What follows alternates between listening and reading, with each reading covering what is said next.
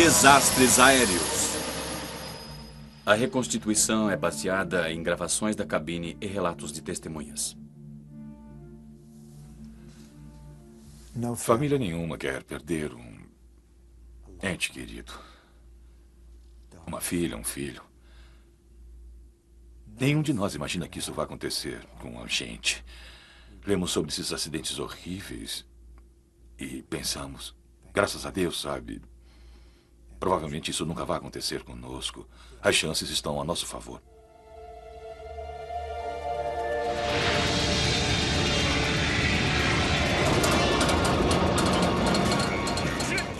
Conseguiu? O que você está fazendo? Estou tentando...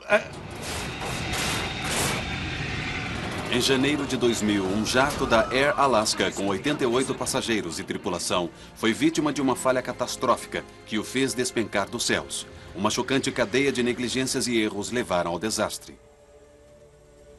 Quando um mecânico tentou informar a empresa sobre procedimentos de manutenção incorretos, ele foi afastado do trabalho. Essa investigação expõe falhas extremamente preocupantes relativas à manutenção e regulação que afetam as empresas aéreas. Ela mostra como uma série de erros devastadores combinaram-se para provocar um trágico acidente, que pode acontecer outra vez.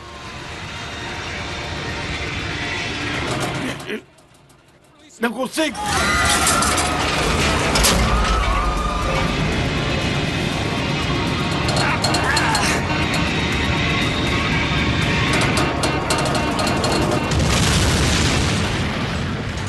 Air Alaska.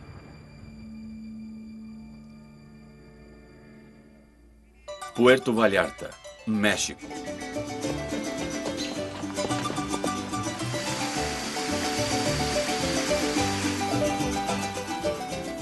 Puerto Vallarta é um popular ponto turístico na costa mexicana do Pacífico, um dos vários locais de destino no México servidos pela Alaskan Airlines. Colin Worley foi até lá para comemorar um aniversário em família. Essa viajante de 34 anos era uma entusiasta que falava bem o espanhol e já tinha visitado o México muitas vezes.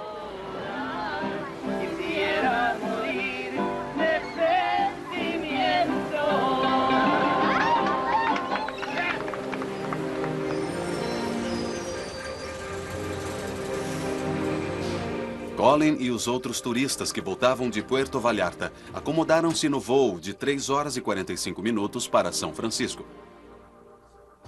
Depois dos dias adoráveis e repousantes de suas férias, eles estão com os olhos voltados para o futuro. Colin e seu noivo Monty estavam planejando constituir família no final daquele ano.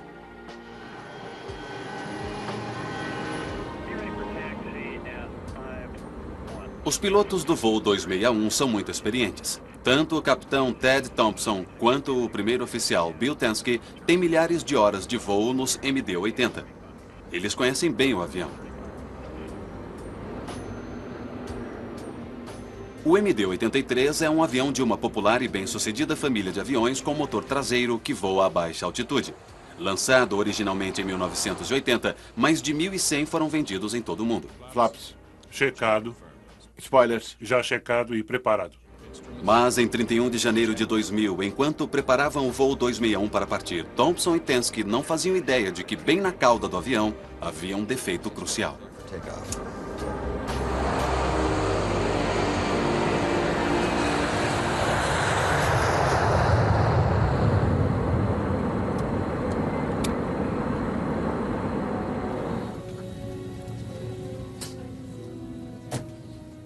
Colin Worley e seu noivo Monty planejavam seu casamento. Eles haviam anunciado seu noivado no Natal. E então foi um momento para todos os cumprimentarem. E resolvemos então fazer uma festa para a família. Abe Miller Bush tinha visitado o México com seu noivo Ryan e seus amigos para comemorar seu novo emprego na Microsoft. É difícil descrever que tipo de garota alegre ela era. Todos a achavam uma pessoa muito afável. Uma coisa dela, algo que não dá para avaliar. Jeng e eu já havíamos estado juntos lá várias vezes. E aquela foi a primeira vez que ele foi sem mim. Jim me ensinou a me divertir. Ele estava sempre pra cima. Ele contava muitas piadas. As pessoas o descreviam como um garotão. Logo depois de decolar, o capitão Thompson e o primeiro oficial Tensky notaram o primeiro sinal de problemas. O estabilizador horizontal do fim da cauda não se movia.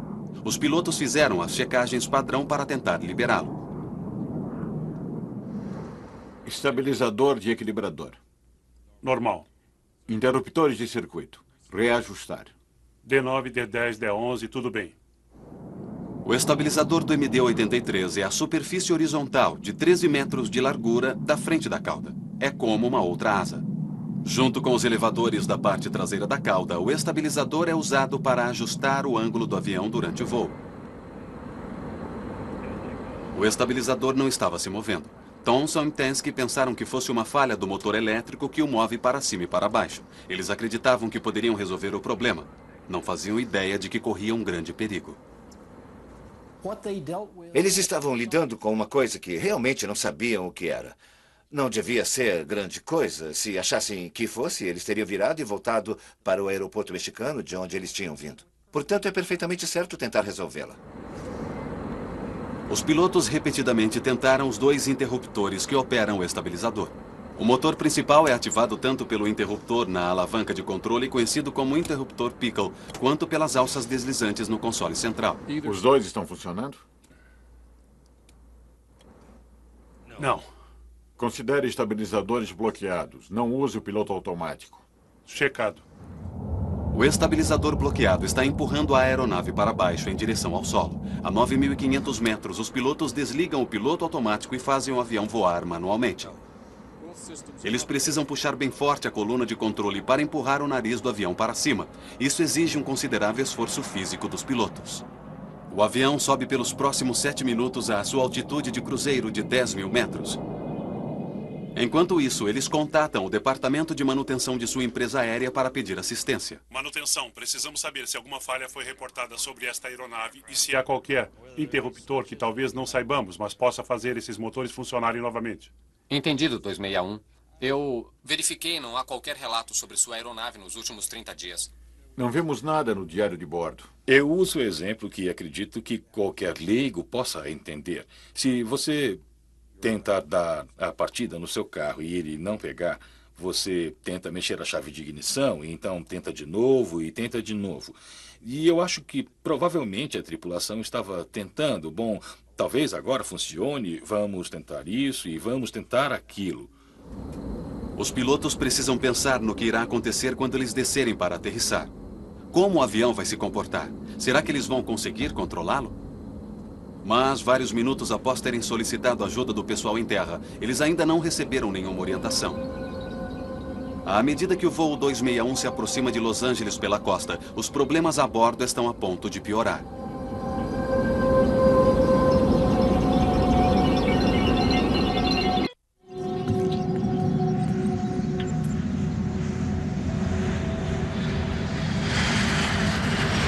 Os pilotos no avariado voo 261 da Air Alaska estão voando manualmente a 32.000 pés em um avião que tem um estabilizador bloqueado que está forçando o nariz do avião para baixo. Os pilotos tentam uma outra forma de soltar o estabilizador bloqueado. Eles acionam ambos os motores que o controlam. Isso irá soltá-lo. O que foi isso?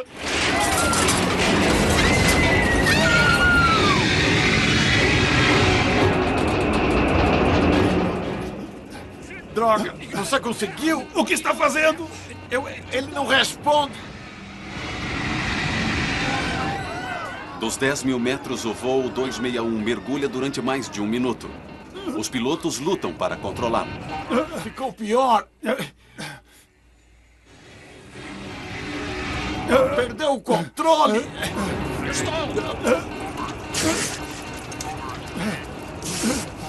Primeiro, eles puxam para trás as colunas de controle para interromper o mergulho. Então, os pilotos empurram o nariz para baixo no mergulho para recuperar o controle.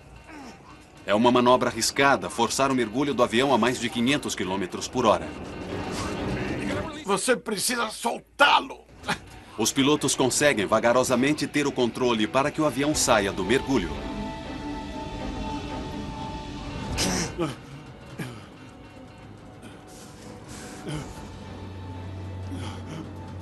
Vamos diminuir. High pressure pumps. Tudo bem. Me ajude aqui.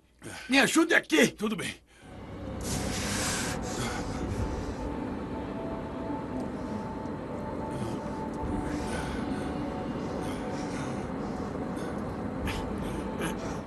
Central Alaska 261. Estamos em um mergulho e eu perdi o controle. Inclinação vertical. Controle de Los Angeles. Alaska 261, repita, senhor.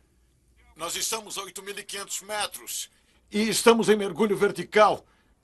Não um mergulho ainda, mas perdemos o controle vertical do avião.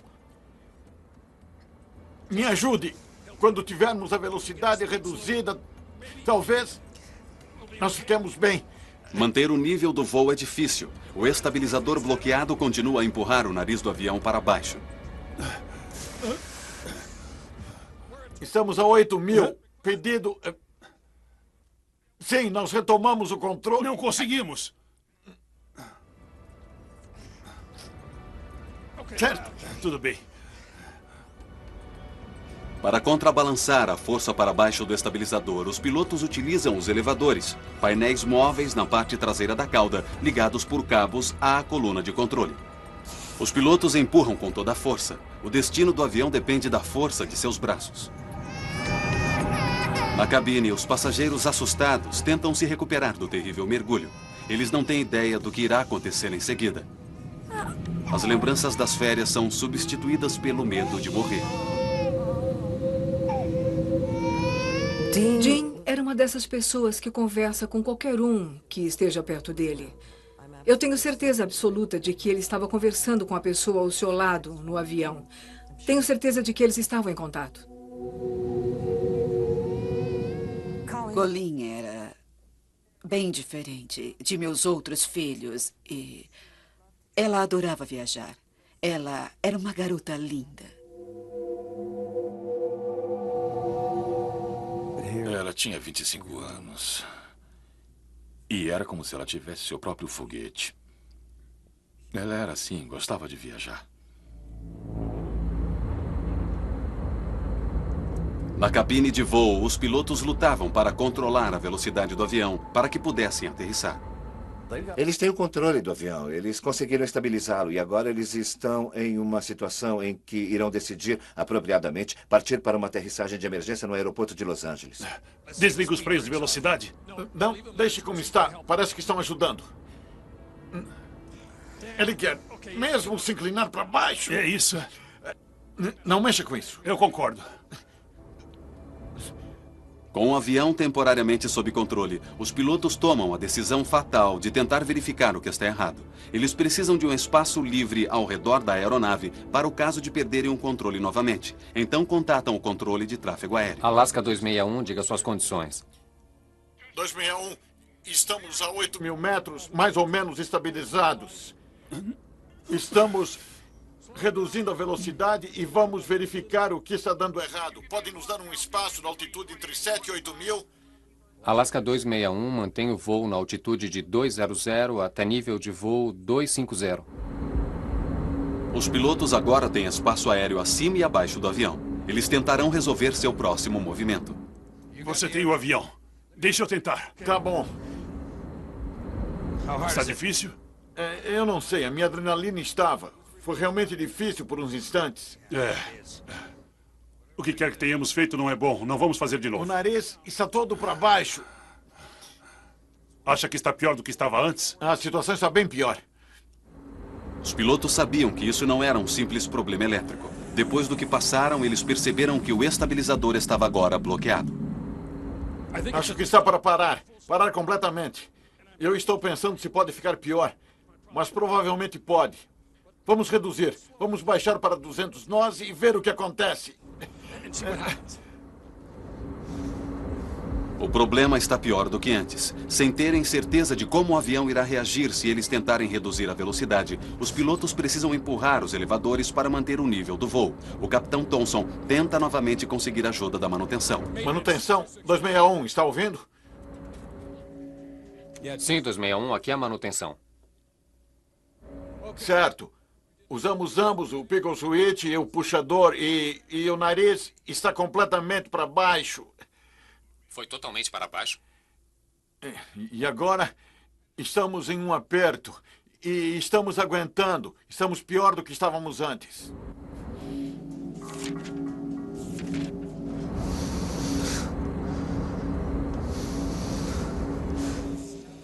Está com o nariz totalmente para baixo e não consegue equilibrá-lo para cima, certo? Afirmativo. Fomos com o nariz para baixo e estou com receio de tentar ir para uma outra direção. Certo, fica a seu critério.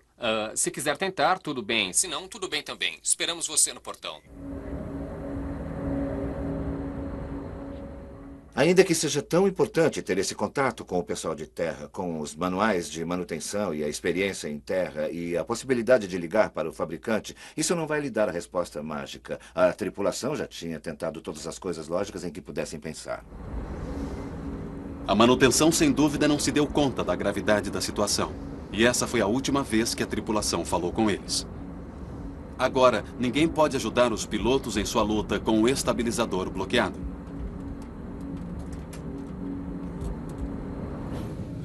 Sempre profissionais, entretanto, eles tentam acalmar os passageiros.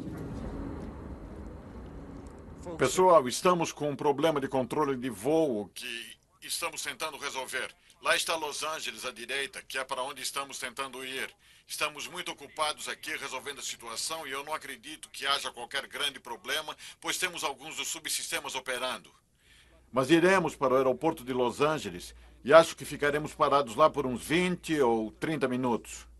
Na verdade, eles nunca iriam chegar a Los Angeles. Mas aquele é apenas o começo de uma história real de horror ainda a se desenrolar.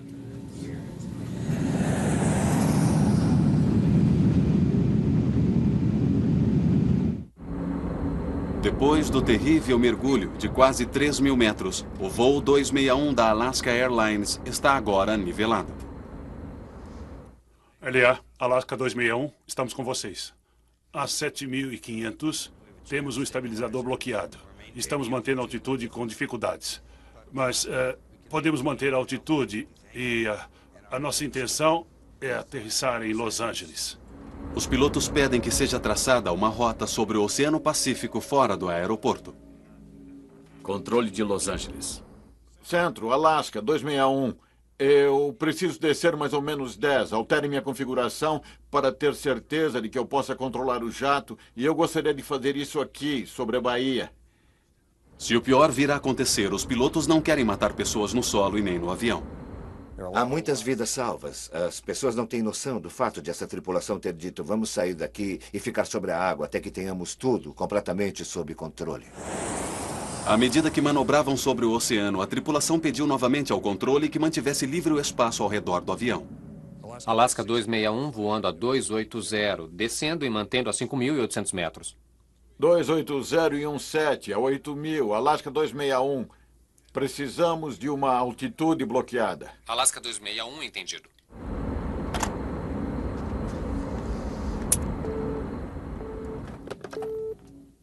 Preciso de tudo guardado e todos com cintos. Os pilotos se concentraram em dirigir o avião, apesar de não saberem o que iria acontecer. Testando o voo agora. O que você acha? Está querendo baixar ainda mais. Certo, tente mais potência. Estou a 250 nós. Difícil? Não, está bastante estável no momento. Precisamos descer a 180. Os pilotos estão tentando fazer a aeronave reduzir sua velocidade para a velocidade de aterrissagem sem perder o controle. Mas à medida que chegam vagarosamente até uma solução, cada movimento que fazem pode resultar em consequências fatais. A única esperança para os passageiros é que a habilidade e a experiência do piloto possam levar o avião até o aeroporto de Los Angeles. Está no stop agora, no stop. Bem, não de acordo com isso. Uma vez que cada novo esforço falha, a tripulação se pergunta se o estabilizador não está danificado. O equilíbrio poderia ser... Então pode ser que alguma coisa tenha estourado lá atrás. Poderia ser um dano mecânico. Acho que, se for controlável, devíamos tentar aterrissar. Você acha? Tá. Para Los Angeles. Mas no momento em que se preparavam para aterrissar em Los Angeles, alguma coisa aconteceu na cauda do avião. Você sentiu isso? Senti. Me dá uma. Que droga! Droga!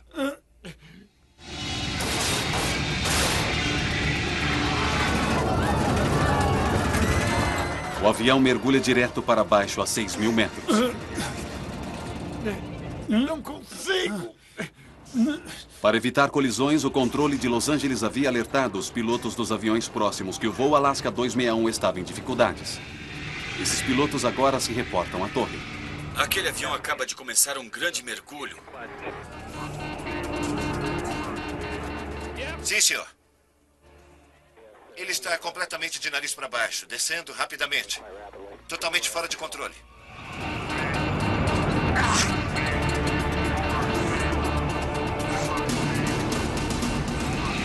O avião está de cabeça para baixo, senhor. Sim, é verdade.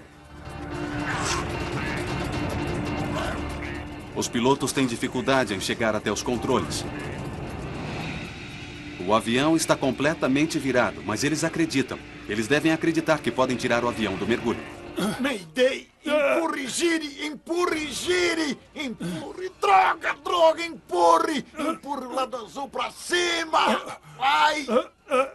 Eles tentaram dirigir o avião, mesmo de ponta-cabeça, e em nenhum momento eles deixaram de acreditar que poderiam encontrar uma maneira de controlar o avião. Empurre! Estou empurrando! Vamos com o leme de direção! Eu não consigo alcançá-lo! O leme direito! O leme direito!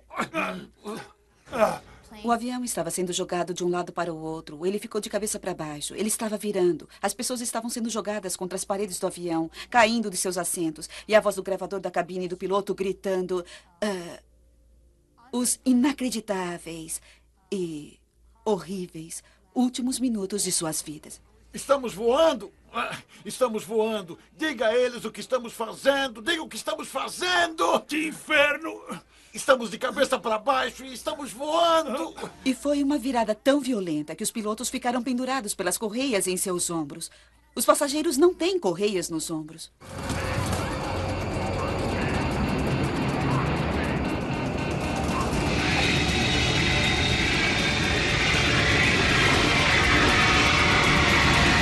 É o fim!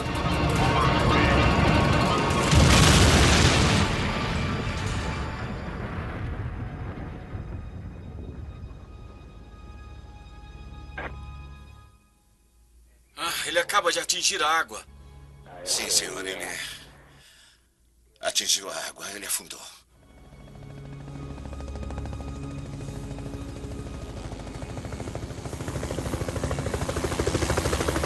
Depois de um aterrorizante mergulho de 60 segundos, o voo 261 atingiu as águas do Oceano Pacífico a quase 400 km por hora.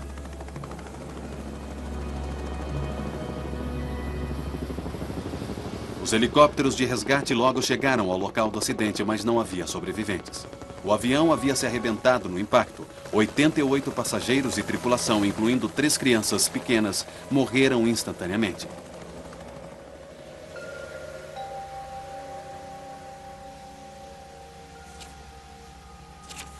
Fred Miller perdeu sua filha Abby e o marido dela, Ryan.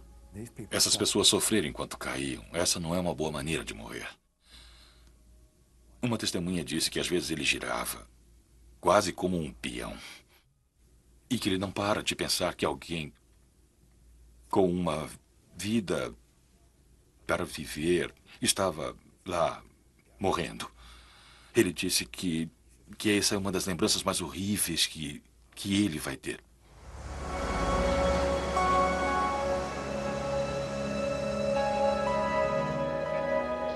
Susan da Silva perdeu seu marido, Dean.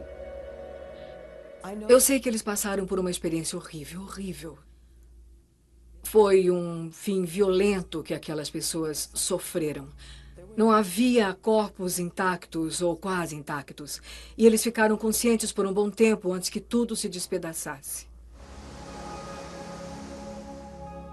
Colin Worley morreu com seu noivo, Monty. Como mãe, você continue esperando que seu filho volte para casa. E Colin viajou tanto em sua vida. Foi estranho não vê-la entrando porta adentro. Todo esse tempo, você fica pensando... Alguma coisa provocou isso, fez isso acontecer. E eu quero descobrir quem é o responsável por isso.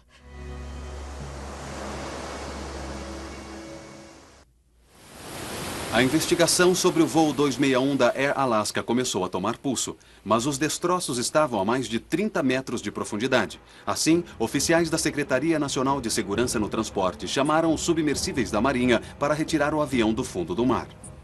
Montamos uma base de operações e tínhamos o veículo operado à distância com um sonar escaneador lateral que eles utilizavam para mapear o campo dos destroços a fim de terem uma noção do quão espalhados estavam os destroços.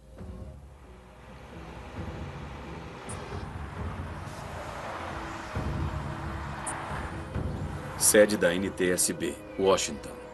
Na sede da Secretaria Nacional de Segurança no Transporte em Washington, a principal preocupação dos investigadores era descobrir o que havia derrubado o avião.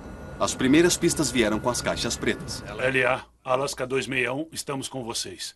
A 7.500. Temos um estabilizador bloqueado. Estamos mantendo a altitude com dificuldades.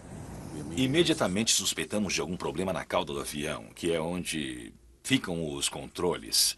Algo estava errado lá atrás e essa era a peça-chave dos destroços a se procurar. O MD-83 que caiu era uma versão revista do DC-9 da Douglas Corporation, que era um avião extremamente popular. Mais de 2.000 foram entregues a empresas aéreas do mundo todo. Os motores estavam na parte traseira do avião e a característica cauda em forma de T era um elemento essencial do projeto.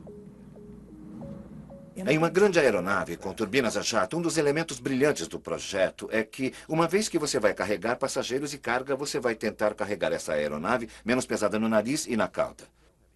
Para fazer isso, você, na realidade, precisa ter aquele estabilizador se movimentando. Mas os que são mais difíceis de manobrar são os aviões com cauda em forma de T, onde você tem o estabilizador vertical e o horizontal colocados no topo. E nós chamamos isso de estabilizador de equilíbrio. E esse é o elemento essencial que torna essas aeronaves tão convenientes. No MD-83, um macaco de parafuso motorizado que fica na cauda movimenta o estabilizador para cima e para baixo. Conforme o estabilizador se move para cima, o nariz da aeronave se move para baixo. Conforme o estabilizador se move para baixo, o nariz da aeronave se move para cima. Mas que papel teve o macaco de parafuso de mais de 70 centímetros na perda do voo 261? Os investigadores estavam ansiosos para examiná-lo tão logo ele fosse recuperado do leito do mar. O macaco de parafuso não estava unido à porca que o prende, estava sozinho. E a porca foi encontrada em uma outra parte, a poucos centímetros de onde estava o macaco de parafuso. Ter um parafuso separado de uma porca com várias espirais compactas nos surpreendeu. Em segundo lugar, notamos que havia um pedaço de Haas enrolado no macaco de parafuso e... todas as espirais que você pode ver aqui, essas estrias, tinham sido destruídas e as remanescentes foram encontradas enroladas no macaco de parafuso. Uma vez que as espirais tinham sido destruídas, a porca do macaco de parafuso não podia mais girar. Os pilotos não poderiam ter sabido da natureza do verdadeiro problema.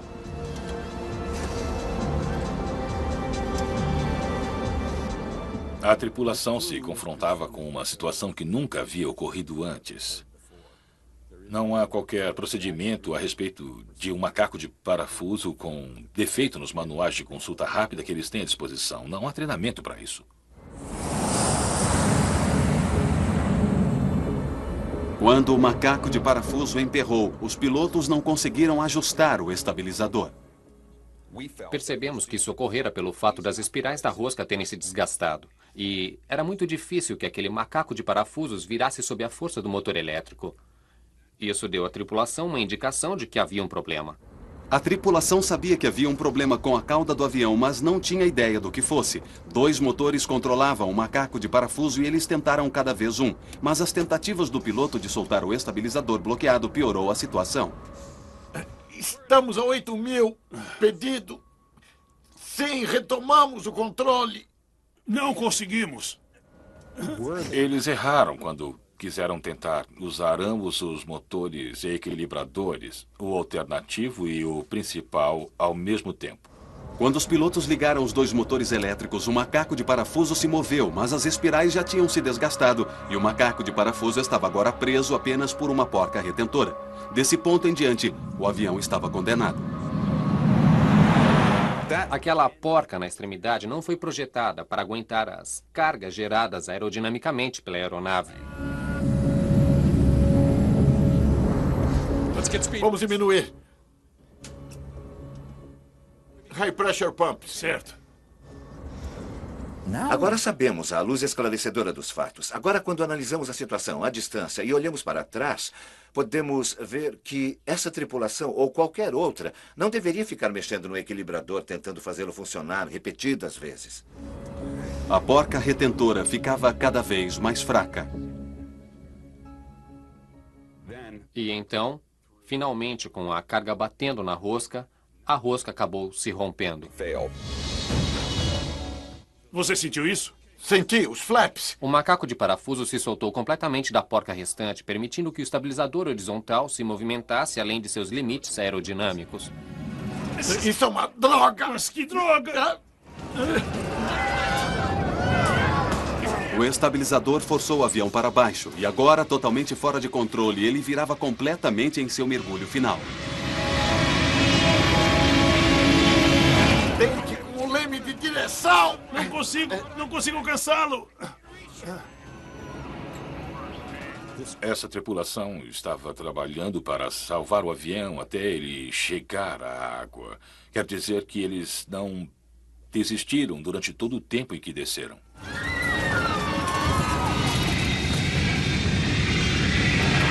É o fim!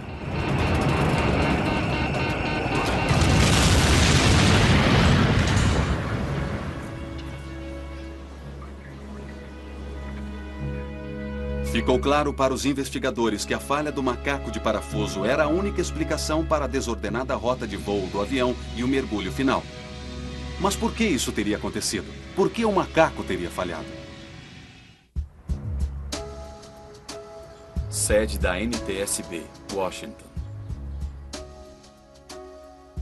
Os investigadores começaram a avaliar cada vez mais a questão do defeito do macaco de parafuso do voo 261 da Alaska Airlines. O que fez com que ele falhasse? Não havia lubrificação ou graxa visível na área de trabalho do parafuso. Isso era surpreendente e estranho.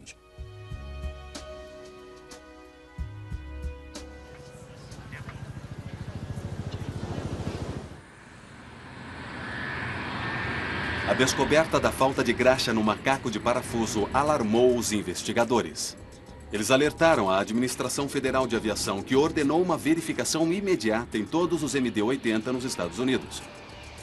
A descoberta foi chocante. Na Alaska Airlines, em 6 dos 34 aviões de sua frota, a câmara do macaco de parafuso precisava ser substituída depois de não ter sido aprovada nas novas inspeções.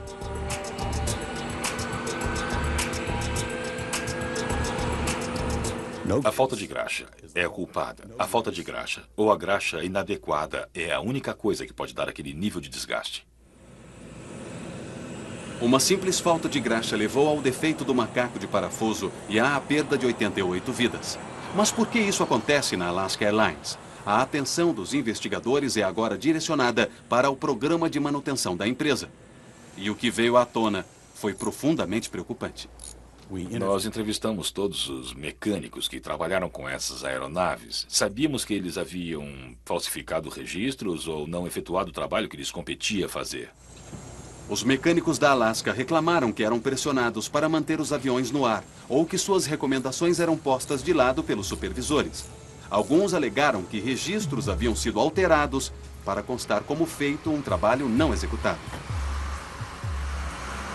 A Alaska tem sido há bastante tempo uma das mais bem-sucedidas empresas aéreas dos Estados Unidos. Mas no início dos anos 90, o declínio da economia começou a afetar duramente a empresa. Sua resposta foi cortar custos para recuperar sua posição. A Alaska Airlines começou a fazer seus aviões voarem com mais intensidade. Isso aumentou tremendamente a média diária de uso de sua frota. Manter os aviões no ar para ganhar dinheiro colocou os esquemas de manutenção sob pressão.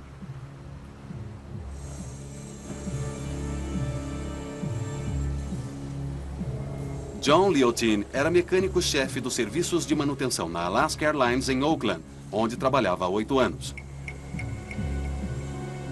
Liotine percebeu que as novas pressões na manutenção colocavam em risco a vida dos passageiros, e ele pagaria caro por expressar tais preocupações. Nós usamos um ator para mostrar suas experiências, baseados em seu testemunho juramentado à NTSB.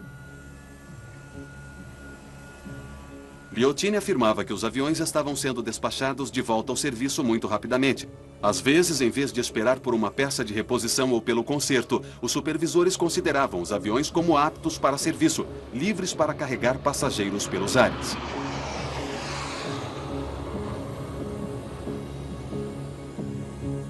Em outubro de 98, mais de 15 meses antes do acidente, John Liotine ficou tão preocupado que fez uma coisa que mudaria sua vida para sempre. Ele expôs a Alaska Airlines à Administração Federal de Aviação Americana, alegando irregularidades nos procedimentos de manutenção.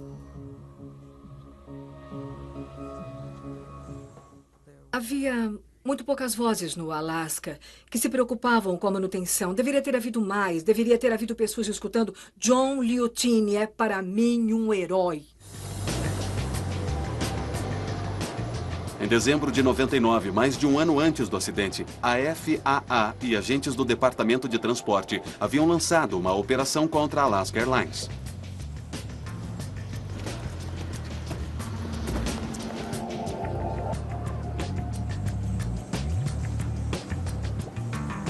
O caso foi entregue aos procuradores federais e o FBI invadiu as instalações de manutenção do Alasca e recolheu milhares de registros. A operação foi o início de uma investigação do grande júri federal que levaria 3 anos. Nenhuma acusação criminal foi feita contra a empresa. Os funcionários da Alaska Airlines negaram que qualquer avião sem segurança tivesse sido colocado em serviço ou em algum momento vidas de passageiros estivessem em perigo. Entretanto, as investigações revelaram centenas de infrações das leis federais. A Alaska Airlines foi multada. A FAA insistiu em mudanças nos procedimentos de manutenção e segurança da empresa. A FAA também suspendeu 2 supervisores por falsificarem registros.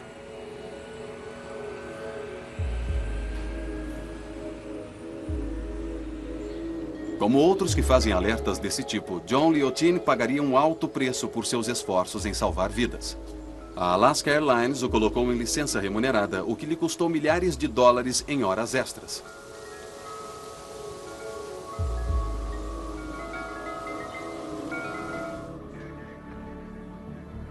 E então, em janeiro de 2000, John Liotine viu o maior de seus pesadelos se tornar realidade. O tipo de acidente que ele havia tentado evitar entrando em contato com as autoridades federais acontecia agora ao largo da costa da Califórnia.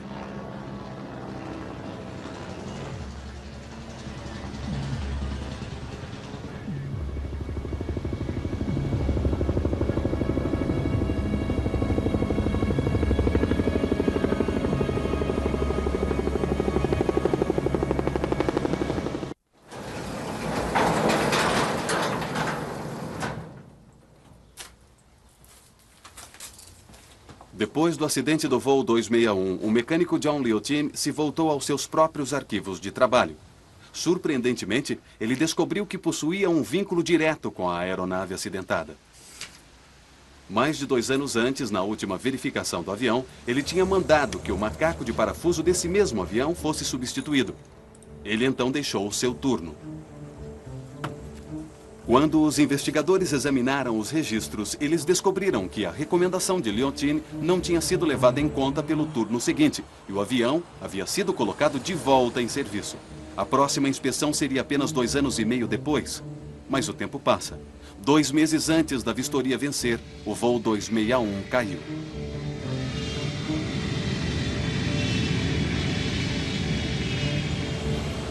A Alaska Airlines chamou Liotine de influência negativa. Mais tarde, ele processou a empresa judicialmente. A Alaska fez um acordo, mas Liotine não poderia mais trabalhar no que ele adorava. Eu recebo ligações quase toda semana de alguém dizendo, será que devo denunciar? E sempre digo, saiba que precisa estar preparado para encontrar um outro trabalho, porque nunca mais irá trabalhar nessa indústria ou para o governo. Na maioria dos casos, é quase impossível ser um denunciante e sobreviver em sua carreira.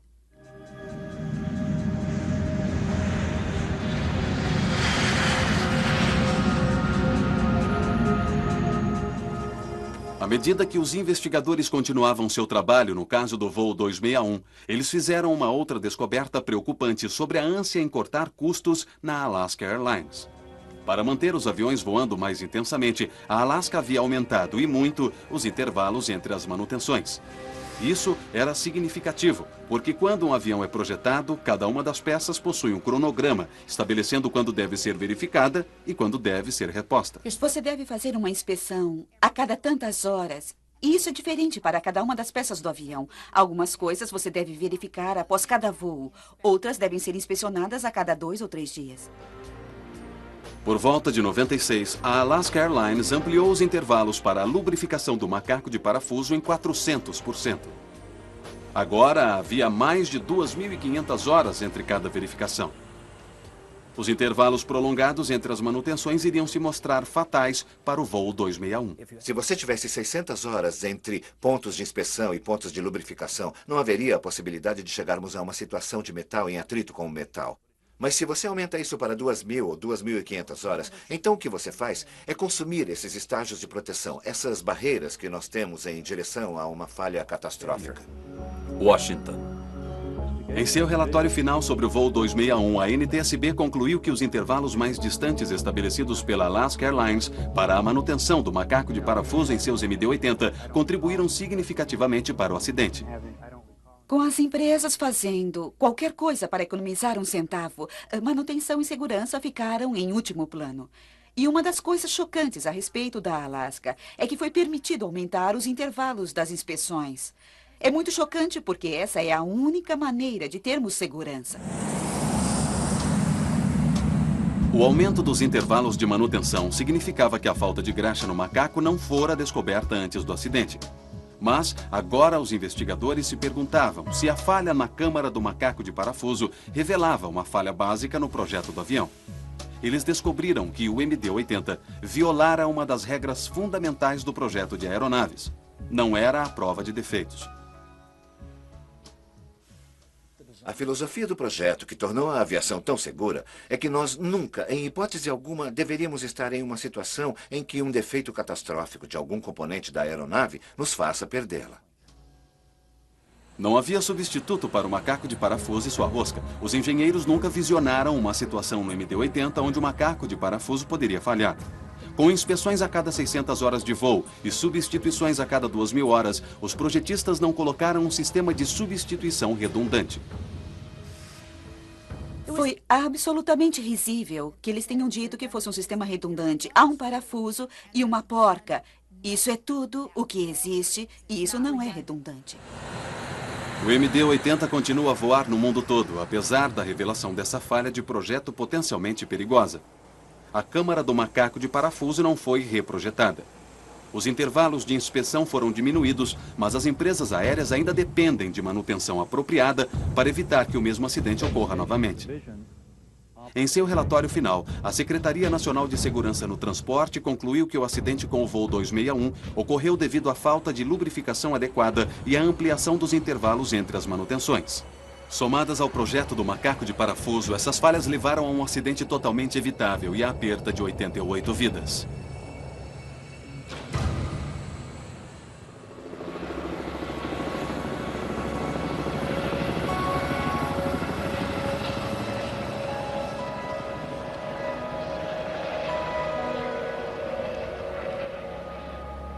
Três anos depois do acidente do voo 261, parentes e amigos dos mortos dedicaram a eles um memorial permanente em Pauanani, próximo ao local do desastre.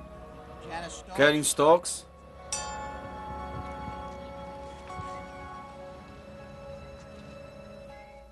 Eu acho que a melhor coisa e a única coisa em nossa infinita incapacidade de compensar aqueles que perderam suas vidas É dizer uma coisa que pudemos dizer em vários outros acidentes a outras famílias enlutadas. Nós dissemos, essas mortes não foram em vão. Nós não vamos deixar que tenham sido em vão. Cada uma dessas vidas irá contar para que possamos assegurar que 3, 4, 5 ou 10 outras pessoas não morram. Carol Carlson. Colleen era diferente. Ela era empreendedora. E não há ninguém como ela em nossa família. E eu não sei o que podemos fazer, senão lembrar de Colleen e agora viver nossas vidas um pouquinho melhor por ela. Sabe, quando eu estava crescendo, nós não tínhamos cinto de segurança. Não havia cinto de segurança nos carros. E hoje sabemos que precisamos usar cintos de segurança. Nós não sabíamos tanto a respeito de fumar e hoje sabemos que não podemos fumar. Há muitas coisas a aprender a respeito da segurança dos aviões. Ryan Bushy. Nenhum de nós é mais o mesmo. É como caminhar no meio de uma gigantesca tempestade. Onda após onda se formando e chegando e não para nunca. A dor da perda de um filho é uma coisa que eu não desejo a ninguém. Esse avião caiu por negligência. E essa é uma maneira horrível de se perder alguém. Maneira cruel de morrer. Para uma empresa aérea, sabe, ganhar mais dinheiro.